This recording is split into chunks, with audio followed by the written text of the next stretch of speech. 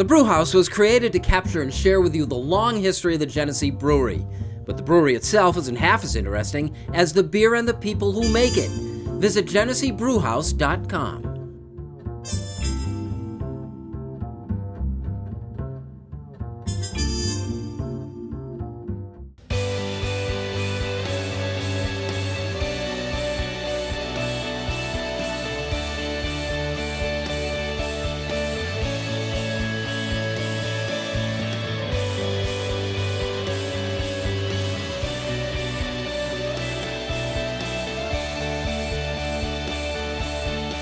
Hello, everyone, and thanks for joining us. This is the Rochester Press Box presented by the Genesee Brewhouse. And great to have Kevin Oklobzija back with us. Thank you, Kevin. Great to be here. My co-host, Mike Catalana. Yep. Pat Duffy. Hey. What do you got on? The worst of all the Notre Dame jerseys of all time. They had this weird 2001 to 2009 Adidas thing. They changed up to tradition. They got the little share mark, but I don't know why. They're my favorites. Everybody else hates them, but I love this jersey. Off the subject a bit. Rick Meyer? Who is that? Yeah, it is. Well, they only put 3 and 44 out for some reason. Do you own a Bills number 2? Yeah, I have a Nate Peterman jersey. So they've made these. I don't think it was officially sanctioned. Okay. Look, before we get into the Bills, and we will, there's another 31 teams in the NFL out there playing and doing most of them considerably better. What impressions have you taken from the first 6 weeks? The Chiefs are fun to watch. Really fun to watch. But I do like some defense now and then. I mean, I don't need to see the Rams score 38 points, 45 points every week. But every now and then it is kind of fun to see them go up and down the field. And the Chiefs, I mean, Mahomes is, well, he's got the Minnesota Twins roots, so that's probably why it's happening. Not believers in, moral victories, but that kind of was one Sunday night for them, wasn't it? I guess. I think they need to prove that they can win that kind of game. It's funny when you see New England wins a shootout, and then you also have the feeling if the game wasn't a shootout, New England would find a way to win that too. The offense is great. I think what you need in defense, look, if you're a bad football team, defense can keep you alive, or a bad offense. I know we're going to talk about the Bills in that sense, or a Baltimore team like that. What you need from defense is the ability to make some plays, to get off the field, to get a strip, to get an interception, because teams are going to score. I mean, the offense is crazy up from even what it was a year ago. And it's made that way. You can't defend like you used to be able to, so now you're going to score naturally just because you can't touch anybody. You can defend better than they are now. Well, yes, and the Ravens are proving it, and some other teams are proving it, but... A couple old guys talking about how defense used to be. I mean, like last year. It still used to be. Who do you like? What I'm finding interesting is the Chargers, that the Chargers actually may finally, for the first time in Phillip Rivers' career, be the real deal. And I mean, that's a guy that deserves it, right? Aren't they just teasing again? Well, no, but here's the thing. Normally in the first 5 games, you have 3 really good games and 1 Phillip Rivers, 2 minutes, got the ball, have to score, can't do it. But what is amazing to me, especially with Phillip Rivers in particular, Eli Manning is breaking down, that's over. It looks like Ben Roethlisberger may be breaking down, and that's coming to an end. Phillip Rivers is as strong as he's ever been. He's always been the step brother to those other 2 guys of that quarterback class, unless you want to include J.P. Lossman. But, I almost find myself pulling for the Chargers this year because Phillip Rivers has always done things the right way. He's never thrown anybody under the bus. He's always played tough. I want to see that guy succeed, and I hope that this Chargers team is legit for Phillip Rivers' sake. And now your Eagles are flying under the radar somehow as defending champs. Yeah, I mean, they got off to a rough start. They still got a lot to prove. They had a good game against a bad Giants team. You mentioned the Eagles with their offense. I saw a stat that they're averaging 2 yards more a game right now than they were at this point last year.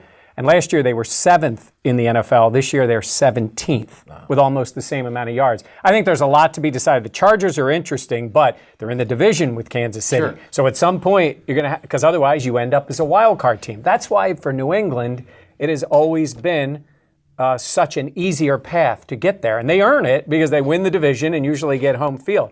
Chargers are going to, against Kansas City, that should be a pretty good matchup. At this point in the season, with a lot to go, if anybody picking against the Rams to win this whole thing the way they're playing right now? Yeah. I don't. If we're I like Kansas City. Are we talking out of the NFC right now? No, all the way. No, I think the Rams. I think that they're going to find a way to stumble down the stretch there, and in the playoffs, I don't trust that kind of offense against a team that has legitimate coaching prowess. So, what do you like more? I like the Chiefs a lot. I really, really like the Chiefs. I'm sorry. Yeah, I mean, the Rams are really good. Last year, they were flying with their offense, and they still had a pretty good defense, and Atlanta came into town and smoked them in the playoffs. They're still very good, but I don't think they're a clear-cut team to win. I mean, they're very good, but I think it's still so early, too. Kevin? I do like the Rams. I like what they have and both sides of the ball. This is the Rochester Press Box presented by the Genesee Brewhouse. We talk the Buffalo Bills next.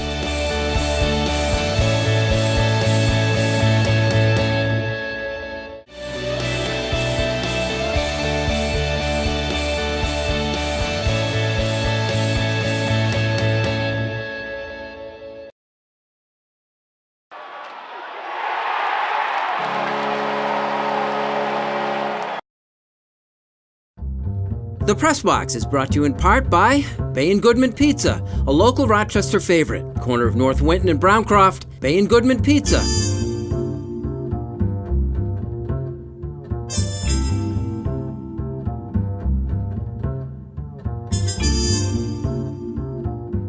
The great part about it right now is he can watch a veteran handle things the way it's supposed to be handled in terms of the walkthrough that we just came from, practice. So this will give Josh a front row seat to experience that.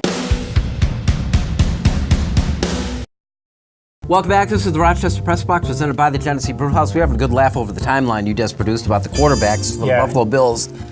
It's amazing that we got to where we are, isn't it? Sean McDermott has done a lot of positive things for the Bills organization. This has been a disaster, and he's made it worse at each step. I could say that arguably the best move he's made at quarterback was after he made one of his worst moves, was when he started Nate Peterman a year ago, and then he went back to Tyrod. So going to Tyrod after you had benched him was the one positive move that he has made.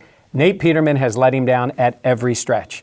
Way too much faith in Peterman. Peterman lets him down. He does it again, lets him down, does it again, lets him down. And now this time he's got to play Derek Anderson, who hasn't even been on the field. So my only problem with that timeline is it didn't include the fact that they opted to trade out the pick on Pat Mahomes, which just makes me crazy. And he wouldn't be Pat Mahomes with this particular Bills team, but Andy Reid sees him for what he is turning out to be, and the Bills just said, nah, we don't think so. Well, two parts to that. One, Andy Reid's a perfect guy for Mahomes. Mahomes was not thought to be that high of a pick, and it works really well with Reid. The other part, like a genius. But the other part is when you hire a defensive head coach, and they didn't have a general manager in place yet. I know they still had their former general manager, Whaley, but they didn't have one in place. They were not in a position to draft a quarterback in that first draft. Now, did they get a really good player? Yes. Did they get a draft pick? Yes. All that is great.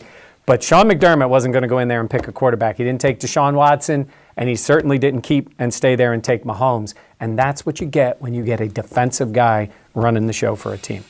So, Derek Anderson on Sunday. Hey, Mike, what part of the process is this?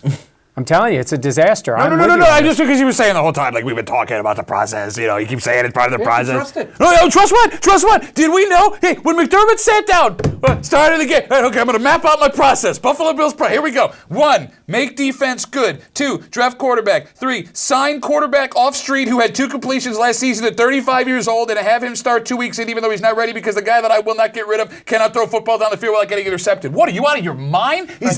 Is this not proof, Mike? Is this not proof that he is flying by the seat of his pants? Didn't I just say he's been saying that up? for months, though. And you about the whole thing. And you've been sitting here snarky. No, I have questioned their motives on quarterback from the beginning. That is what is going to get him in the biggest trouble. It's what's gotten him in trouble now. It goes deeper than quarterback. It goes down to being able to judge talent. Because there's another issue happening right now in Buffalo, and you can say it's laziness, and it is, but Kelvin Benjamin, they gave up a 3rd-round pick to go get Kelvin Benjamin, a guy that can't get any separation, and then surrounded him with Zay Jones, who, by the way, speaking of trying to judge talent, doesn't seem to be panning out the way we hope so, and then rotating 3rd wide receiver, whether it's, they cut Jeremy Curley the day before. Yeah, but Jeremy Curley's not even playing in the NFL. I mean, they have done a terrible job of addressing offensive needs. But no, addressing offensive needs, forget it. Just judging offensive talent. It's an elite defense that's going to be around for 2 years because that's about the expiration date on an elite defense in the NFL. But Mike, you cannot tell me that anything that has happened on the offensive side of the ball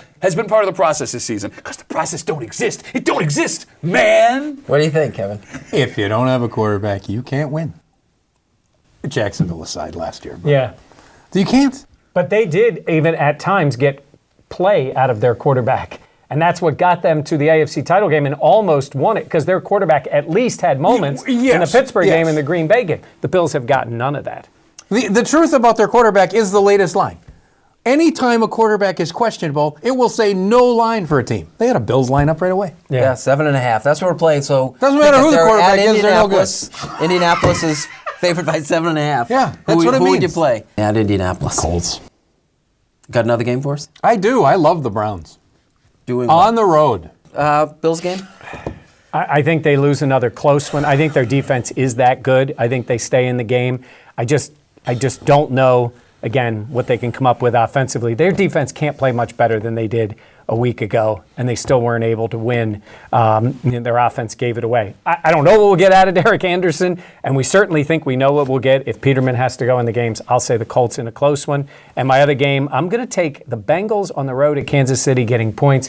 Kansas City's really good. I think there'll be a little bit of a letdown after that big game with New England. And Cincinnati is good, and they're coming off a brutal loss to Pittsburgh. So I think they keep that close. That's exactly the team I'd take secondarily. And I'm with you as far as the difference Derek Anderson's going to make this week. Stand by for the pivot. Bills win this game outright, and the reason is Derek Anderson, because nobody's seen him and nobody knows what he can do with this offense. It's going to go horribly wrong after this week. But I think that Derek Anderson plays the best game that a Bills quarterback has played all season long on Sunday against the Colts. I think it's a collective thing. Like you're putting somebody that everybody thinks that he knows what he's doing. I said on the air this week, I will take, and I'm not even kidding, and I understand how stupid this sounds, Derek Anderson in the huddle going, you go here, you go there, you go there, over Nate Peterman with the offense being known. Don't you love when he prefaces something with, I know how stupid this sounds? I do! Because we do.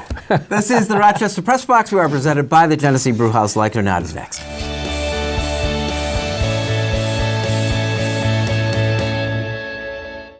Here's the Press Box Trivia question, brought to you by Market View Liquor, where exceptional customer service meets an extensive selection. Jefferson Road at 390.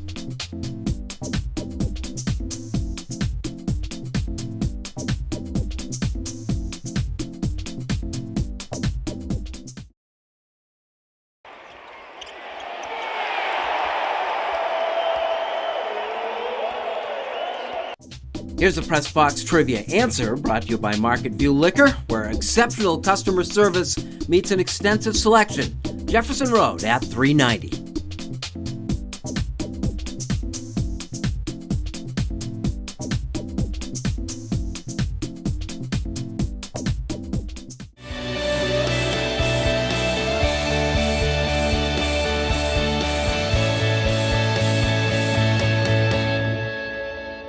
Welcome back. We are in the Rochester Press Box, presented by the Genesee Brewhouse. We call this Like It or Not. Like it or not, Kyle McLaughlin is the guy they pulled out of the photographer's booth in the Red Sox-Astros game. Isn't anyone else finding the irony in a bunch of fans from Boston upset that a team's using a camera to film another team cheating to try and win a championship? Anybody else enjoying the irony of that? Do you remember that first? No, you don't remember that Super Bowl thing? Like the cheating period, right? Like anybody from Boston that looks at another team and goes, they're cheating, they should be disqualified. This wasn't a fan thing. This was a league team type thing. Bro, your coaching staff was filming the Rams practice, which led to knowing that. I'm not going to get into it. Wait a minute. The Red Sox were the ones using their Apple Watch to cheat last year. Yeah, or is he just planting a guy in the photography booth? Oh, look at that. It's different kind of cheating. By the way, why is baseball suddenly the biggest cheaters?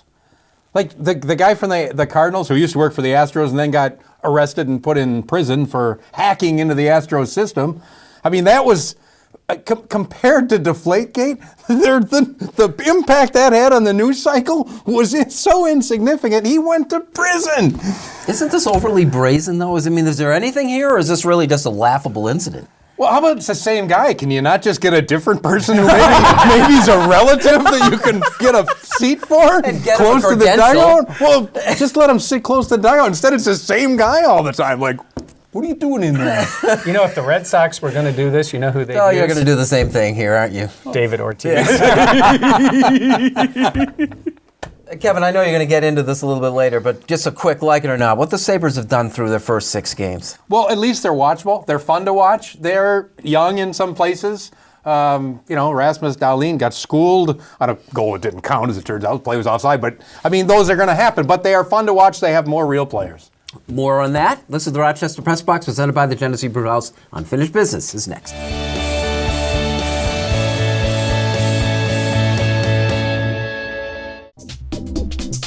And now here's this week's MVP Experience Stat of the Week, brought to you by Sport Clips, where it's good to be a guy. No appointment ever needed.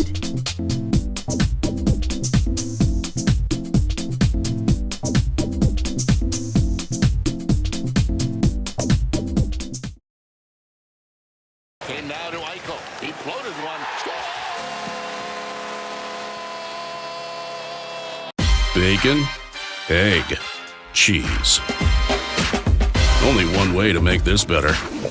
Another one.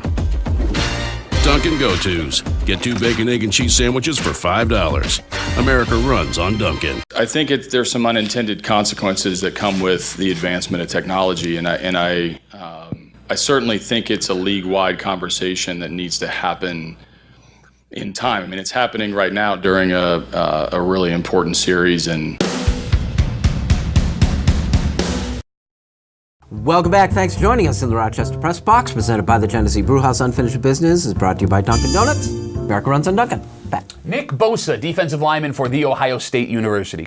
Former defensive lineman for The Ohio State University. He's got what's called a core injury, or sports hernia, something like that. He announced he's withdrawing from Ohio State University, which is a big deal because he's a big star and team captain. So he doesn't play again for Ohio State University, so he can rehab the muscle that he's trying to fix to get ready for the 2019 NFL Draft. Bottom line is this: he's taking time to get himself better so he guarantees himself more money professionally instead of trying to win a national championship and a Big Ten championship and beat Michigan. And there are people all over the country, mostly in Columbus, that are freaking out about this. How could Nick Bosa use Ohio State University like this for his own personal gain? And this is the greatest story I've heard this month, because Ohio State University has a long list of tortured soul former athletes that were just tossed aside when they were done exploiting them. Finally, a kid has the stones to use them. And by the way, Ohio State University got a lot of good play out of Nick Bosa. He's going to be a top 10 pick in the NFL if this goes well. It's a difference of tens of millions of dollars being a top 10 pick or a third-round guy you're going to take a risk on because of an issue that he might have. Good for this kid. And it's good to see that these players finally have power and can stick it to these universities that have exploited them for so long. And the fact that he did it to Urban Meyer after everything that happened is just a little bit more icing on the cake. I hope these kids understand the power that they have, and I hope that they keep exercising it so they get less exploited. I wasn't sure where you were going with that until you used the word use, and there it was this, there it is. And it's a perfect example as you're wearing a Notre Dame jersey that was Rick Meyer's number. Rick Meyer would have gotten $0 for that when they're selling basically his likeness, and I'm sure they do the same thing in Columbus with a Nick Bosa jersey. Absolutely. Kevin. They're still probably selling Archie Griffin jerseys in Ohio State and to get in Columbus and getting nothing. So the hockey season's upon us, and that's always a good thing, as you know, from my standpoint. But it's a good thing the Sabres are watchable. Like, they're in Vegas and they're on the West Coast now, and it's okay to stay up at 10 o'clock when the puck drops because you know the game might be interesting as opposed to the past few years. Okay, granted, it was worth staying up that game in San Jose when 5 guys were chasing the guy and it looked like some little merry-go-round game in the playground, but that was a bad Sabres team. They have real NHL players. That's a good thing. They are fun to watch now. That's a good thing. The rebuilding has been the process. That you might actually be able to trust it with Jason Botterill. And in Rochester, a guy like Victor Olofsson, this kid's fun to watch. I don't know if he's Drew Stafford, Thomas Vanek type of Ray Shepard type of Donald Audette type of rookie who makes an impact. So far, he's been really good. Fun to watch again because they finally have some stability. Both teams are entertaining. They're worth watching, which is always a good thing. Yeah, and Olofsson gives us someone to actually go out there and look. Well, let's see this kid. He'll get a chance to go up. I mean, he's, right now it looks like he has NHL skills. He did lead the Swedish league in scoring. He's 23. He's older, but it's fun to watch a kid who has some ability that wears an Amerks sweater instead of always the other team. Wow, 23 is old. Yeah. We talked a little bit about, obviously, the Bills' mess at quarterback. Now you go to the total opposite side and look at the Green Bay Packers. Did you see the game on Monday night and what Aaron Rodgers does out there on the field? And all these people who analyze everything quarterbacks do, way they throw, throwing motion, where they are. Aaron Rodgers half the time is doing what most of the critics would look at and say, it's off the wrong foot, his balance isn't right. And he is just dropping the ball all over the place. And when you watch him lead his team down the field, it's almost like he's messing with everybody to just say, oh, I'm going to do this and I'll do it the way I want to. They don't have a great team around him. I don't think they have a great head coach. But you talk about what's watchable, what's the NFL in 2018, and what we have in Buffalo. You got defense, guys try hard, all that stuff. Green Bay's got a quarterback, a superstar quarterback, and that's why NFL ratings are up to watch guys like Aaron Rodgers. 2 games in prime time, the Sunday night and the Monday night, that really showed, people that are just a steady diet of Buffalo Bills, that there's something else out there. Oh, a lot more. Yep. This is the Rochester Press Box, presented by the Genesee Brewhouse. Unfinished Business brought to you by Dunkin' Donuts. America runs on Dunkin'. Kevin, once again, thank you very much. Absolutely. Great to be here. Guys, good job. Thank you. Thank you for watching. See you next week with the Rochester Press Box.